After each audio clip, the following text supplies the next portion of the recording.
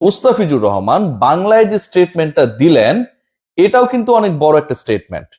কলকাতা, পশ্চিমবঙ্গ, এপার বাংলা, ওপার বাংলা, শাহরুখ খান সবকিছু মিলিয়ে যেন ওই 9,20,00,000 রুপির মুস্তাফিজ একটা অদ্ভুত ধরনের মেলবন্ধন, একটা ব্রিজিং করে ফেলেছে বাংলাদেশ আর ভারতের মধ্যে। পলিটিক্যাল কারণে যে শীতলতা আমরা বিভিন্ন সময় লক্ষ্য করছিলাম, মুস্তাফিজের কেকেআরে গমন সবকিছু যেন পাল্টে দিয়েছে। 9,20,00,000 রুপি যেই মূল্যে মুস্তাফিজকে তারা কিনেছে, যেভাবে বিট করেছে, যেভাবে একটা সময় তুমুল প্রতিদ্বন্দ্বিতা চলছিল দিল্লি এবং চেন্নাইয়ের মধ্যে, ফাইনালি কেকেআর জয়ী হয়েছে। সেখান থেকে কিছু স্ট্যাট না বললেই না, এবং এর সাথে মুস্তাফিজের প্রাইসটা 15 কোটি রুপি হতে পারত, সেটা কেন হলো না সেই আলোচনাটাও আজকের আলোচনায় খুব বেশি প্রাসঙ্গিক। খেয়াল করে দেখুন, 9,20,00,000 রুপিকে যদি আমরা কনভার্ট করি বাংলা টাকায়, সেটা দাঁড়ায় প্রায় 12.5 কোটি টাকার কাছাকাছি। মুস্তাফিজ প্লে অফের হিসাব যদি আমরা বাদ দেই, সেখানকার বাদ দিলে টোটাল খেলবে 14টা ম্যাচ। 14টা ম্যাচে মুস্তাফিজের অ্যাপিয়ারেন্সকে যদি আমরা কমন ধরে নেই, এই 14 ম্যাচের জন্য তাকে পে করা হবে 12.5 কোটি রুপি প্লাস এটার সাথে টিএডিএ, বিভিন্ন allowance, performance bonus, man of the match কিংবা থাকে না অনেক কিছু অ্যাড করলে সেটা প্রায় 14 কোটি রুপির কাছাকাছি চলে যাবে। প্রতি ম্যাচে মুস্তাফিজুর রহমানের প্রাইসটা হচ্ছে প্রায় 1 কোটি রুপি। প্রায় 1 কোটি রুপি মুস্তাফিজুর রহমানকে প্রত্যেকটা ম্যাচে পে করার শর্তে, অলমোস্ট প্রায় 1 কোটি রুপি পে করার শর্তে কেকেআরে তিনি গেছেন। প্রত্যেক ম্যাচে যদি 1 কোটি রুপি হয়, অলমোস্ট 1 কোটি রুপি হয়, তাহলে খেয়াল করে দেখুন যে একটা ম্যাচে মুস্তাফিজ সর্বোচ্চ 24টা বল করবেন। এই 24টা বলের প্রত্যেকটা বলের জন্য মুস্তাফিজুর রহমানকে দেয়া হবে প্রায় 4 লাখ রুপি। একটা ডেলিভারির জন্য মুস্তাফিজের পেমেন্ট হচ্ছে 4 লাখ রুপি। মুস্তাফিজুর রহমান যে রেকর্ড ব্রেক করেছেন শুধু না, সেই রেকর্ড ব্রেক করে ক্ষুদ্র ক্ষুদ্র অংশে যখন এটাকে ভাগ করা হচ্ছে, এককে ভাগ করা হচ্ছে, তখন একদম চোখ কপালে ওঠার অবস্থা। কতটা ইফেক্টিভ তিনি সোশ্যাল মিডিয়ায়, কতটা ইফেক্টিভ তিনি পারফরম্যান্সে, সেটা কেকেআর আজকে বুঝে গেছে। পুরো বছরে 20 ম্যাচ খেলে 26 উইকেট ন্যাশনাল টিমের হয়ে, আইএল টি20তে অসাধারণ খেলছেন। লাস্ট যে আইপিএলটা হয়েছে সেখানটায় 3 ম্যাচে 4 উইকেট নিয়েছেন, এক ম্যাচেই 3 উইকেট নিয়েছেন, একটা ম্যাচে উইকেট পাননি, সবচেয়ে ইকোনমিক্যাল ছিলেন। তার আগের আইপিএল এ 9 ম্যাচে 14 উইকেট নিয়েছিলেন। And Mustafizur Rahman probably the best and the consistent performer in the bowling unit of Bangladesh. আজকে মুস্তাফিজের এই প্রাইসটা আরো হাই হতে পারত। মুস্তাফিজ 15 কোটি রুপির কাছাকাছি যেতে পারতেন। পাথিরানাকে যেই প্রাইজে নেওয়া হয়েছিল, মুস্তাফিজ সেই প্রাইজের কাছাকাছি যেতে পারতেন। আমি জানি যে আপনারা এই আলোচনাটা যদি শোনেন তাহলে বুঝতে পারবেন। খেয়াল করে দেখুন, দুটা কারণে আসলে এই ঘটনাটা ঘটেনি, এবং প্রথম যে কারণটা, সেটার জন্য বাংলাদেশ ক্রিকেট বোর্ড ডিরেক্টলি দায়ী, একদম ডিরেক্টলি দায়ী। খেয়াল করে দেখুন যে রিয়াসাত আজিম সবসময় নেগেটিভ আলোচনা করে, কিন্তু এখানে নেগেটিভিটির জায়গাটা কোথায়?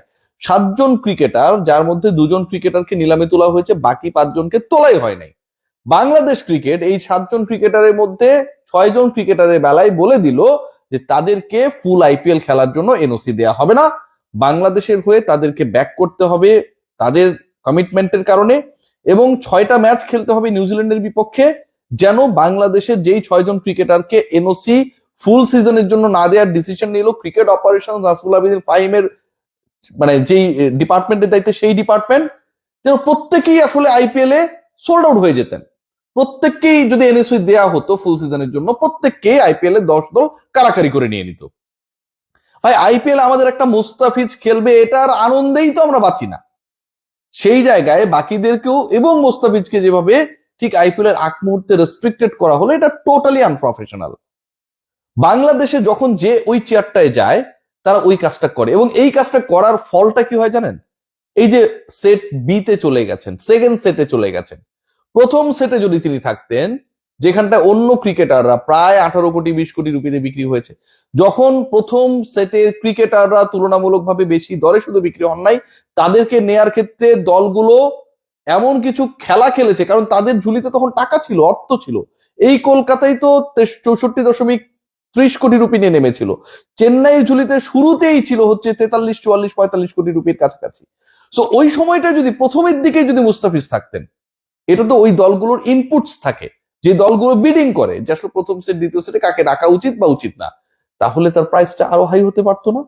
মুস্তাফিজকে নিয়ে যখন 3টা দল বিট করছিল, প্রথমে দিল্লি শুরু করলো, চেন্নাই তার সাথে কম্পিট করলো, শেষে এসে কলকাতা যোগ দিল, এবং যেটা অনেক সময় মনে হচ্ছে 5-5.5 কোটি রুপির মধ্যেই শেষ হয়ে যাবে, সেটা 10 কোটি ছুবে কিনা সেই রকম একটা সিচুয়েশন ক্রিয়েট হলো। সেখানটায় তো আরো অন্য দলও তো আগ্রহী হতে পারতো, কিন্তু তাদের পারচেস ক্যাপাসিটি তখন ছিল না যখন মুস্তাফিজকে নিয়ে বিট করা হলো। বাংলাদেশ ক্রিকেট বোর্ড ওই পারচেস ক্যাপাসিটি থাকা অবস্থায় দলগুলোকে অ্যালাউ করে নাই, আগ্রহী করে তুলে নাই সেট ওয়ানে রাখার ক্ষেত্রে, অথবা মুস্তাফিজের ব্যাপারে সেট ওয়ানে তিনি থাকলে তারা আগ্রহী, এরকম একটা মতামত দিতে আইপিএল গভর্নিং কাউন্সিলকে কিংবা বিডিং যারা পরিচালনা করছিলেন। কারণ মুস্তাফিজকে ফুল সিজনের জন্য তারা পাবে না, এটা তারা জেনেছিল। এখন একজন ক্রিকেটারকে আপনি ফুল সিজনের জন্য পাবেন না, কিন্তু সেই ক্রিকেটারকে নিয়ে আপনি শুরুতেই বিট করবেন, এটা ভাই পৃথিবীর যে কেউ, আমি হলেও তো এটা করবো না। ক্রিকেট বোর্ড এখানে সবচেয়ে বড় বাধাটা দিয়েছে, এবং সেটার ফল যেটা হলো, মুস্তাফিজের ক্ষেত্রে শেষ মুহূর্তে গিয়ে চেন্নাই যখন হাল ছেড়ে দিল, 9-20 কলকাতা পেয়ে গেল। চেন্নাই যদি 9-20 টপকে 9-40 বলতো, বিশ্বাস করুন কলকাতা 9-60 যেত। কলকাতা, কেকেআর তারা এমন একটা মুডে ছিল, যেভাবে হোক they have to purchase Mustafiz. শেষ পর্যন্ত তারা সেটা করেছে, কিন্তু মুস্তাফিজ আসলে যত অর্থে বিক্রি হবার কথা ছিল, যেহেতু অনেকের প্রাইসটা 25 কোটি, 18 কোটি, 14 কোটি রুপি পর্যন্ত বিদেশি ক্যাটাগরিতে উঠেছে। বিদেশিদের মধ্যে টপ 5 এর মধ্যে মুস্তাফিজ ছিলেন। টোটাল আজকের যে অকশনটা হলো গতকাল, সেই অকশনে টোটাল হাইয়েস্ট পেইড ক্রিকেটারদের মধ্যে টপ 6 এর মধ্যে তিনি ছিলেন। সেই মুস্তাফিজের প্রাইসটা আরো হাই হতে পারত, শেষ পর্যন্ত হয় নাই। আজকের মুস্তাফিজ যে পারফরমেন্স করেছেন through out the year, last IPL গুলোতে, এবং সেই আইপিএলও যেই আইপিএলে 9 ম্যাচে 14 উইকেট পেলেন, মুস্তাফিজের গত আইপিএল এর আগের আইপিএলটায় চেন্নাইয়ের হয়ে যেটা খেললেন, এবং একসময় পার্পল ক্যাপটা তারই ছিল, সেই আইপিএল থেকে মুস্তাফিজকে ফেরানো হয়েছিল। নাজমুল হাসান পাপনের বোর্ড তখন ফিরিয়েছিল, কেন জানেন? কারণ জিম্বাবুয়ের বিপক্ষে বাংলাদেশের খেলা ছিল। বাংলাদেশ ক্রিকেট বোর্ডের জন্য জিম্বাবুয়ে বড় প্রতিপক্ষ, এবং তখনও মুস্তাফিজকে দরকার পড়ে। নিউজিল্যান্ড বড় প্রতিপক্ষ দরকার পড়লো, যদি মাইনাও নি, আয়ারল্যান্ড জিম্বাবুয়ের বিপক্ষেও মুস্তাফিজের মতো ক্রিকেটারদের দরকার পড়ে। আইপিএল খেলার থেকেও এগুলো বেশি গুরুত্বপূর্ণ হয়ে যায়। সো এই যে ঘটনাগুলো ঘটেছে, এগুলো বাংলাদেশি ক্রিকেটারদের ব্যাপারে ফরেন যারা ফ্র্যাঞ্চাইজি ওনার রয়েছেন তাদেরকে অনাগ্রহী করার ক্ষেত্রে সবচেয়ে বড় একটা প্রভাব বিস্তার করে। 5 জন ক্রিকেটারকে যে ডাকা হয় নাই, এটাও তার একটা কারণ। সিরিয়াসলি, ট্রাস্ট মি, অ্যাটলিস্ট তো কল হতে পারতেন, আনকল থেকে গেলেন, সেটাও আমার কাছে মনে হয় একটা কারণ। বাট আমার কাছে তারপরেও মনে হয় it's going to be unbelievable journey. যিনি বিরিয়ানির প্লেট নিয়ে বসেছেন, এবং আজকে মুস্তাফিজের ওই বিরিয়ানির প্লেট নিয়ে বসা ছবিটা কেকেআর পোস্ট করার পরে একটা ব্যাপারই মনে হতে পারে, যে বিরিয়ানিটা শুধুমাত্র মুস্তাফিজ খাচ্ছেন না, বাংলাদেশের 18 কোটি মানুষ, পশ্চিমবঙ্গেরও যারা বিরিয়ানি লাভার তারা সবাই একসাথে খাচ্ছেন, এবং যতজন খুশি খেতে পারেন, সেটার প্রাইস হচ্ছে কোটি কোটি মানুষের, প্রায় 20 কোটি 22 কোটি মানুষের বিরিয়ানি খাওয়ার মূল্য হচ্ছে 9 কোটি 20 লাখ।